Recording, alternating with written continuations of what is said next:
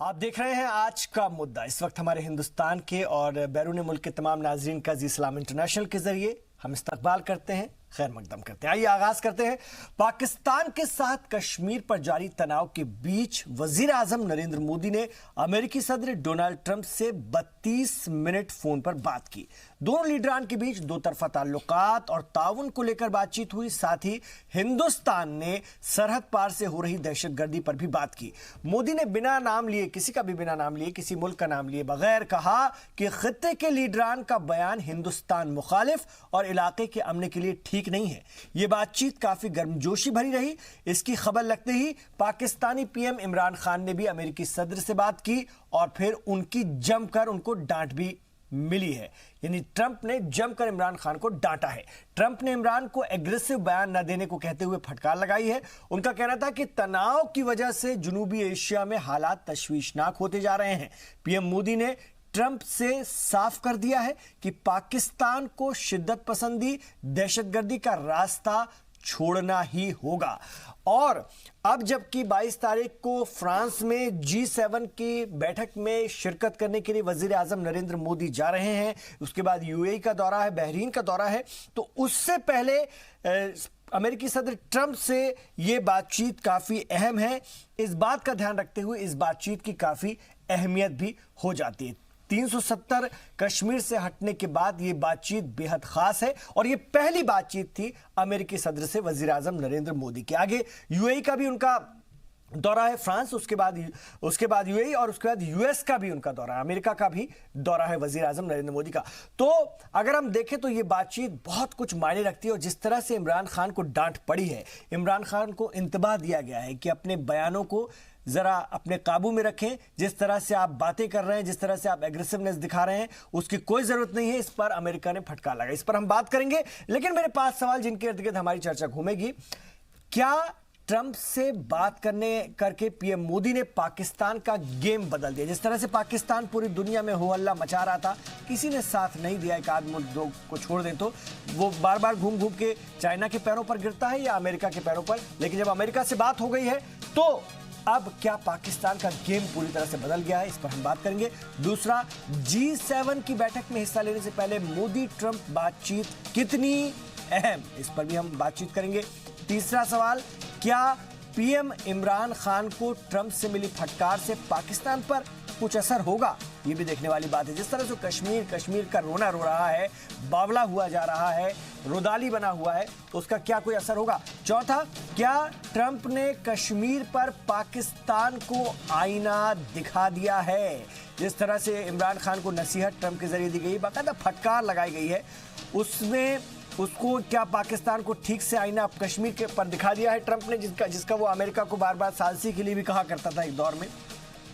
पांचवा, हिंदुस्तान का एग्रेसिव रुख देख मकबूजा कश्मीर पर पाकिस्तान की नींद हराम हो चुकी है। ये एक अहम सवाल है मकबूजा कश्मीर को लेकर, क्योंकि अब तो अमित शाह साफ कह चुके हैं कि हम जो है मकबूजा कश्मीर के लिए मरने के लिए भी तैयार है। मतलब हमारा एम क्या है? और जो एग्रेसिव पाकिस्तान हुआ करता था किसी दौर में कश्मीर को लेकर, आज हम मकबूजा कश्मीर को लेकर हैं और पाकिस्तान डिफेंसिव मोड में नजर आ रहा है। इस पर हम बात करेंगे। लेकिन मकबूजा कश्मीर को लेकर के किस तरह के बयानात आए हैं, पहले मैं आपको वो सुनवाना चाहूँ। तो अब हमारा जो हदफ है वो सिर्फ और सिर्फ खुला, इसमें कोई दबी छुपी बात नहीं है, खुला वो है मकबूजा कश्मीर, पाकिस्तान ऑक्यूपाइड कश्मीर, जिसको हम गुलाम कश्मीर कहते हैं।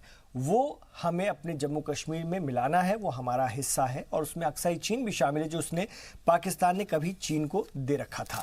लेकिन जब बात होती है जम्मू कश्मीर की, जैसा कि अमित शाह ने भी कहा कि वो तमाम हिस्सा हमारा है, पूरा जम्मू कश्मीर उसको मिलाकर ही बनता है। यहाँ तक कि हमने असेंबली में भी सीटें छोड़ रखी हैं मकबूजा कश्मीर की। इस पर हम बात करेंगे और ट्रंप की जो डांट पड़ी है उससे कितना असर पाकिस्तान पर होगा ये देखने वाली बात है। लेकिन साफ बात है, असर तो मुश्किल ही है, क्योंकि उनकी तो नीति का, उनकी हिकमत अमली का हिस्सा ही कश्मीर है, जिस पर हिंदुस्तान ने करारी चोट मारी है। वो बिलबिला उठे हैं, बौखला उठे हैं और दुनिया घूम रहे हैं। मेरे साथ बहुत खास मेहमान हैं इस मुद्दे पर बात करने के लिए। मैं उनका तारुफ आपसे कराना चाहूँगा। आज जो पैनल में मैंने अपने साथ रखा है वो तमाम विदेश नीति के जानकार हैं और ख़ास तौर से इस मामले के जानकार हैं। उस पर हम उनसे बेहतर राय हासिल कर सकेंगे। मेरे साथ इस वक्त स्टूडियो में तशरीफ फरमा है संजय के चड्डा जी हैं, सीनियर एडवोकेट हैं, कानून के जानकार भी हैं, साथ ही पाकिस्तान की इस हिकमत अमली पर आप खासी नज़र रखते हैं। कश्मीर को लेकर मैं अक्सर आपसे बात करता रहा हूं और जब 370 का दौर था उस दौर भी हम लोग काफ़ी बात करते रहे हैं, तो मैं आपसे बहुत सारी बातें समझूंगा। मैंने सैयद यासिर जिलानी साहब को भी अपने साथ रखा है, भारतीय जनता पार्टी के सीनियर लीडर हैं, मुस्लिम राष्ट्रीय मंच के कौमी तर्जुमान हैं, मरकजी हुकूमत में HRD मिनिस्ट्री में उच्च शिक्षा समिति के सदस्य भी हैं, हायर एजुकेशन कमेटी के मेंबर हैं। खैर मकदम है यासिर जिलानी साहब आपका। मैंने अपने साथ विशाल मिश्रा जी को भी रखा है, सियासी तज्जियाकार के तौर पर अक्सर हमारे साथ जुड़ते हैं और इतिहास पर, तारीख पर आपकी जानकारी बहुत कुछ समझने में हमें मदद करती है। मेरे साथ संदीप श्रीवास्तव जी भी स्टूडियो में तशरीफ फरमा है। संदीप जी सीनियर सहाफ़ी हैं और खुशकिस्मती है मेरी कि आप हमारे साथ हैं, बहुत सारी बातें मैं आपसे जानूंगा। आइए आगाज़ करते हैं इस बातचीत का, इस गुफ्तगू का। और सबसे पहले मैं सर आपके पास आ जाऊंगा विशाल मिश्रा जी। पाकिस्तान को फिर डांट पड़ी है आज, और जिनसे सबसे ज्यादा उम्मीद थी उनसे डांट पड़ी है कि जरा खामोश रहिए, ये जो आप दिखा रहे हैं, एग्रेसिव बन रहे हैं, इधर उधर के जो बयान दे रहे हैं उस पर थोड़ा से बाज आइए, क्योंकि खित्ते के अमन का सवाल है। ये कहा है ट्रंप ने इमरान खान से PM मोदी से बात करने के बाद। कैसे इसको देखें और PM मोदी और ट्रंप की बातचीत को कैसे देखें ऐसे में, जबकि PM खुद अब जाने वाले हैं फ्रांस और उसके बाद US का भी उनका आगे दौरा है। देखिए इमरान भाई, ये है बात, सबसे पहले तो जहाँ तक के पाकिस्तान और अमेरिका के ताल्लुकात का सवाल है, ये पाकिस्तान की मजबूरी है आज की डेट में कि वो अमेरिका के सहायता के बिना कुछ नहीं कर सकता।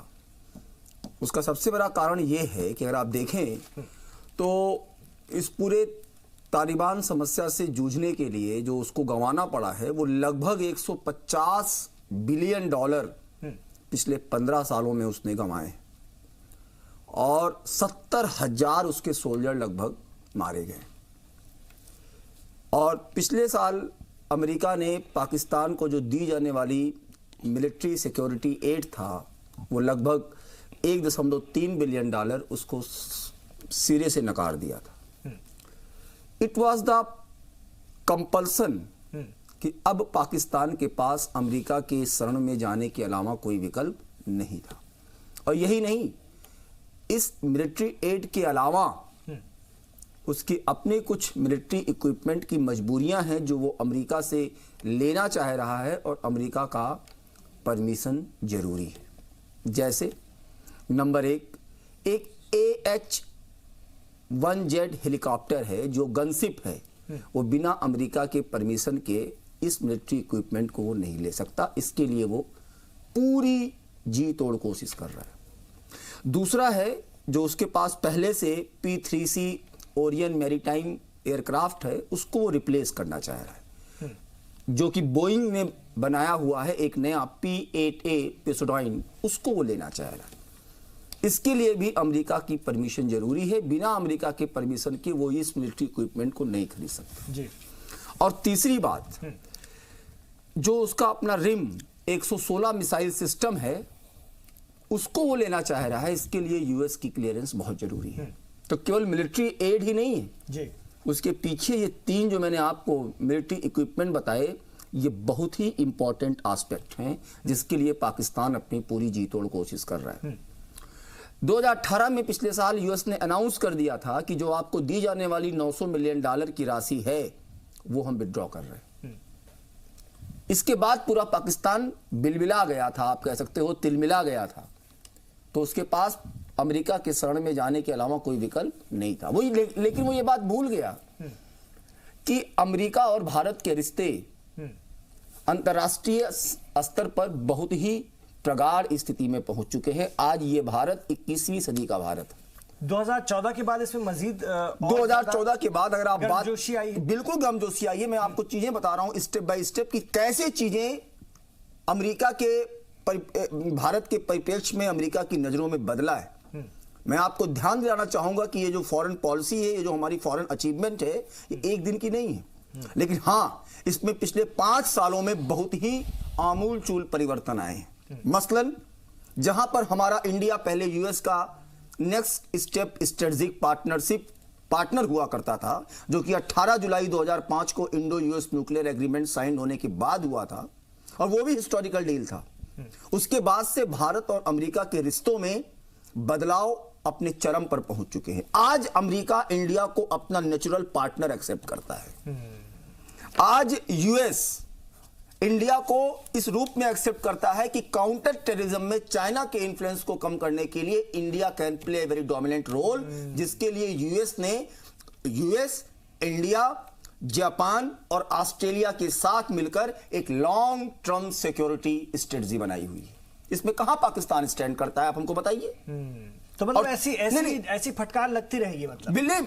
अरे मैं आपको एक एग्जांपल दे दूं, अपने पैसिफिक कमांड का नाम बदलकर यूएस ने कर दिया यूएस इंडो पैसिफिक कमांड। कितनी बड़ी बात है ये। और ये सारी घटनाएं 2018 की हैं।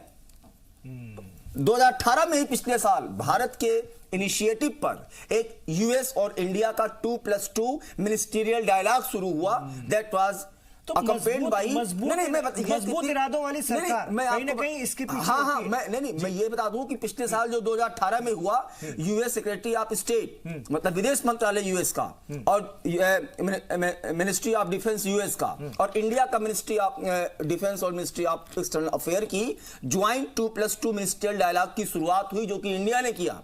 और आपको बता दूं इस साल 2019 में उसको होस्ट करेगा यूएस। कहां स्टैंड कर रहा है अमेरिका, पाकिस्तान।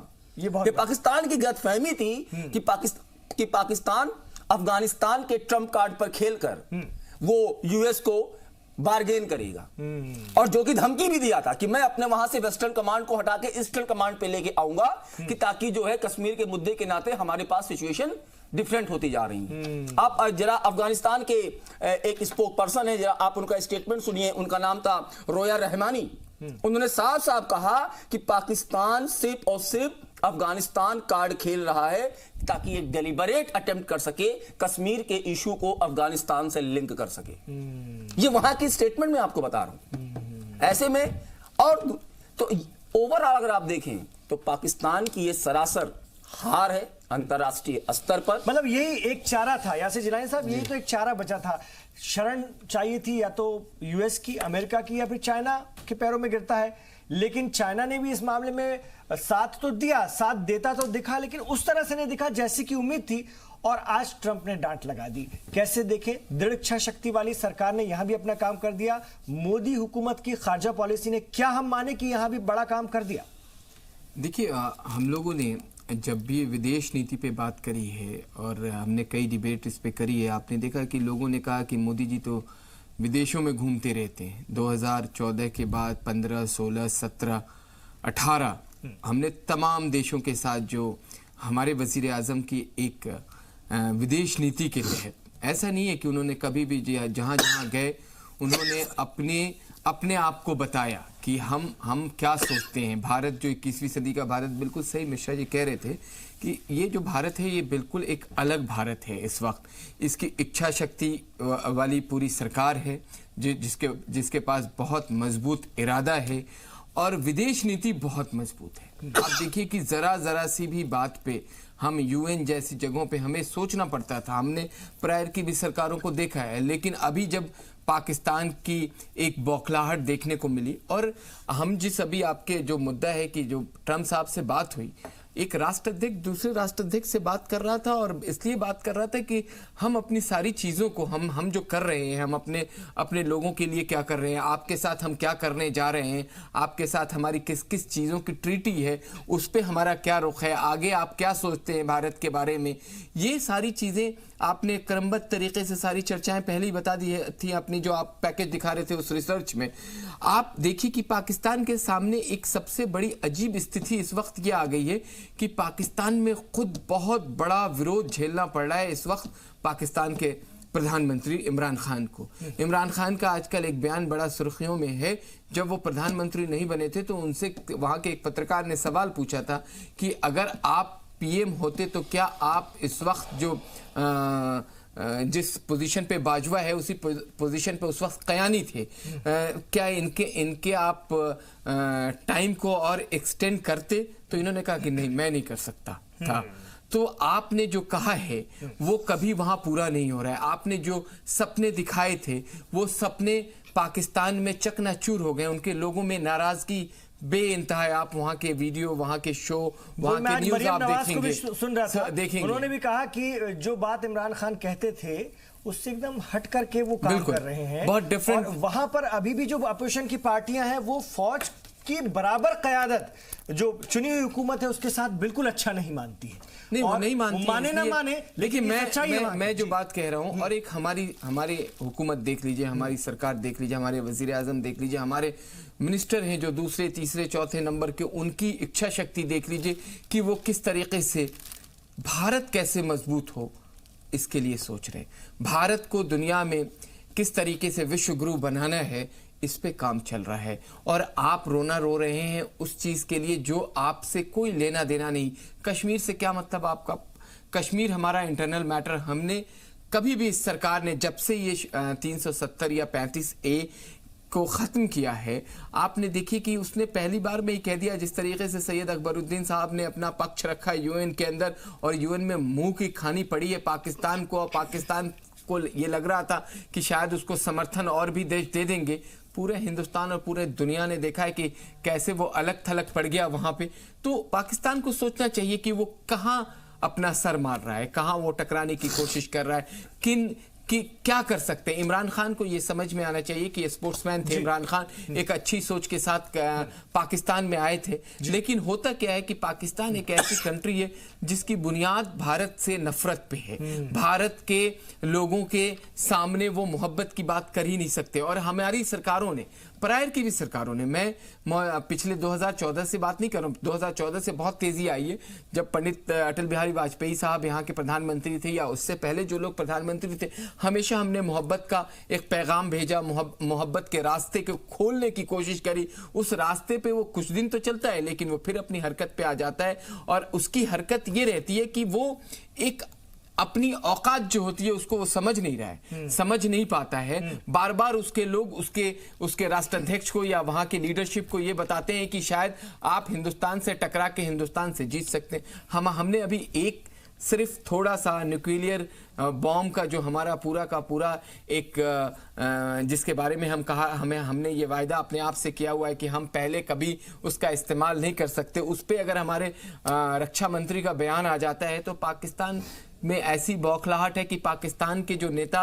बहुत बड़ी बड़ी बातें कर रहे थे, आज वो गीदड़ों की तरह बातें कर रहे हैं। उनको लगता है कि हमारा वजूद मिट जाएगा, हमारा वजूद मिट जाएगा। आ रहा हूं सर आपके पास। संजय चड्ढा जी, आप चाहें तो थोड़ा सा और हंस सकते हैं। मैं आपको एक बहुत मजेदार बात बताने वाला हूं।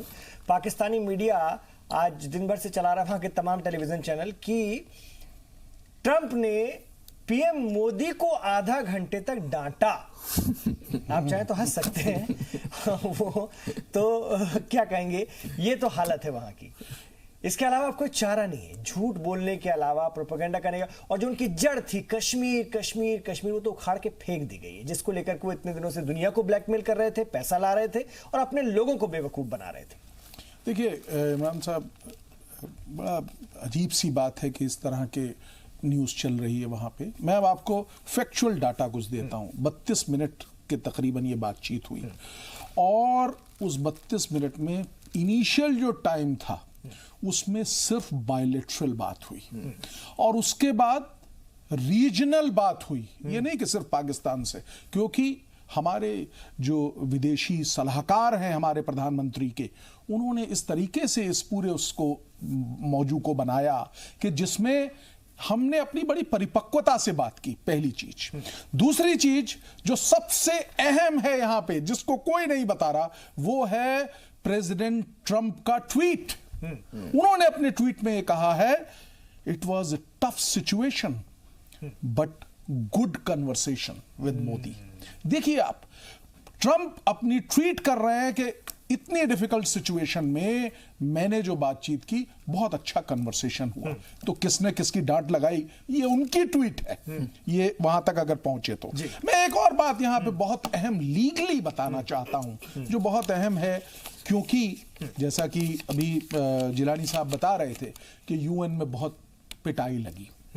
देखिए यूएन में सिक्योरिटी काउंसिल में पाकिस्तान गया और वहां पे ये सबको मालूम है कि एक पॉलिटिकल ग्रुप है एक, उसकी क्लोज डोर मीटिंग हुई और उस मीटिंग में दो लोगों ने, चाइना और पाकिस्तान दोनों ने प्रपोज किया था that there should be a interference by UN for this step. तो उस क्लोज डोर मीटिंग में, जिसका ब्यौरा बाहर नहीं आता है, यूएन की उस क्लोज डोर सिक्योरिटी काउंसिल की, जिसमें कि 13 मेंबरान और हैं, 2 इनको छोड़ने के बाद, उनकी क्लोज डोर मीटिंग में पाकिस्तान को स्नैप किया गया, पाकिस्तान को डांटा गया। और अब आज क्या पाकिस्तान ने किया वो भी मैं बताना चाहूंगा। ये जब एक उनके तो ये मुंह पे एक बहुत बड़ा तमाचा पड़ा कि जब यूनाइटेड नेशंस की सिक्योरिटी काउंसिल ने उनको स्नैप कर दिया कि नहीं, हमारा कोई लेना देना नहीं है इस इशू से, इतना सख्ती से उस पॉलिटिकल ग्रुप ने, जो इंपॉर्टेंट ग्रुप है वर्ल्ड की पॉलिटिक्स पे, उसको उसकी हमेशा ध्यान रखा जाता है, उसकी हर चीज का। आज आईसीजे यानी कि इंटरनेशनल कोर्ट ऑफ जस्टिस में भी पाकिस्तान ने ये डालने का प्रयास किया है। बहुत अहम बात है कि अगर इंटरनेशनल कोर्ट ऑफ जस्टिस में ये चला जाता है मुद्दा, तो या जा ही रहा है, जैसा वो चाह रहा है, तो आज डाल दिया। आप देखिए, सबसे अहम बात मैं बताना चाहता हूं, किसी भी तर्ज का कोई जजमेंट है, मैं कोई प्रोनाउंस नहीं कर रहा हूं या कुछ कहना नहीं चाह रहा हूं, किसी भी तरह उसका कोई टीथ है क्या? इंटरनेशनल कोर्ट ऑफ जस्टिस की कोई जजमेंट आ जाएगा तो वो कोई लागू हो जाएगा क्या? पता नहीं क्या। मुझे तो बड़ी ये ना शर्म आती है पाकिस्तान के ऊपर कि कौन उनका पॉलिसी मेकर है, जिनको कुछ मालूम ही नहीं है। आईसीजे के पास आप इस तरह के इश्यूज लेके जाएंगे? वही आप एक कानून के जानकार के तौर पे मैं आपसे ये समझूंगा कि अगर ऐसा कोई जाए और मान लीजिए कोई ऐसा फैसला उसके हक में आ भी जाए तो उसका फर्क पड़ता है क्या? उसका कोई फर्क नहीं पड़ता। That is what I am saying. देखिए, क्योंकि एग्जीक्यूशन उस जजमेंट की नहीं, कौन एग्जीक्यूट करेगा? सिर्फ एक, देखिए आईसीजे का जो जजमेंट है, आईसीजे का जो जुरिस्डिक्शन है, वो 2 प्रोन है। एक तो होता है एडवाइजरी जुरिस्डिक्शन, कोई भी पूछे कि साहब ऐसी परिस्थिति में हमें क्या करना है, एडवाइजरी।